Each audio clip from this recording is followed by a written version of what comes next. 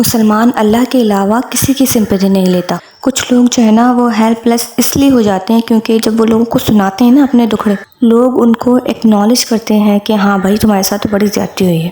اس سے بجائے بندہ اسٹرانگ ہونے کے کیا ہو جاتا ہے، بندہ اور ہیلپ لیس فیل کرنے لگتا ہے کہ ہاں بھائی میرے ساتھ تو بڑی زیادتی ہوئی ہے، بندہ وکٹم بن جاتا ہے۔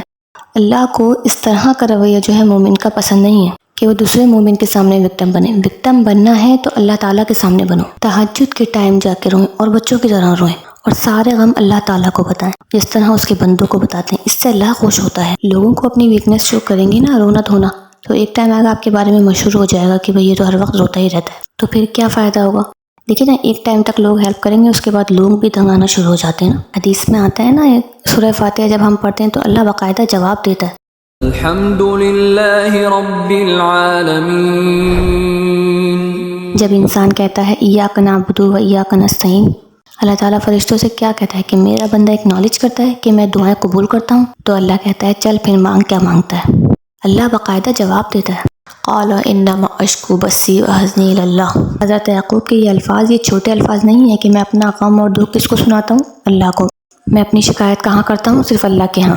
تو یہ بات اللہ کو اتنی پسند ہے کہ اس بندے کو اتنا کانفیڈنس ہے مجھ پر کہ لوگوں کے پاس جا کے نہیں رو رہا، میرے پاس آ رہا ہے۔ اللہ کے نبی صلی اللہ علیہ وسلم نے فرمایا کہ یور لارڈ از شائے۔ جب تم اللہ تعالیٰ کے سامنے دعا کے لیے ہاتھ اٹھاتے ہو تو اللہ تعالیٰ شائع ہوتا ہے کہ میں اس کو ایمٹی ہینڈ کیسے لوٹاؤں۔ اللہ کے رسول صلی اللہ علیہ وسلم نے طائف کا واقعہ کبھی بیان نہیں کیا، کبھی بھی نہیں، صرف ایک بار بیان کیا جب حضرت عائشہ نے آپ صلی اللہ علیہ وسلم سے پوچھا کیا احد سے بھی بڑا واقعہ آپ تک آیا ہے؟ آپ نے کہا کہ ہاں، لوگوں نے مجھے بہت دکھ دیے تھے اس دن، طائف والے دن۔ یہ نہیں کہا کہ میں بہت دکھی ہو گیا، پورا واقعہ اس طرح نہیں سنایا جس طرح بیان ہوا ہے۔ ثابت یہ ہوتا ہے کہ مسلمان کو اسٹرانگ ہونا چاہیے، مسلمان کا سارا اعتقاد جو ہے وہ صرف اللہ پہ ہونا چاہیے، پھر اللہ آپ کی ایسی مدد کرے گا کہ آپ کے گمان میں بھی نہیں ہوگا۔ یہی اس آیت کا مطلب ہے، وَمَن يَتَّقِ اللَّهَ يَجْعَل لَّهُ مَخْرَجًا۔ جو اللہ پہ تقوی اختیار کرتا ہے پھر اللہ اس کو ایسے نکالتا ہے مصیبتوں سے اور ایسی سورسز سے نوازتا ہے جس پہ اس کا گمان تک نہیں ہوتا۔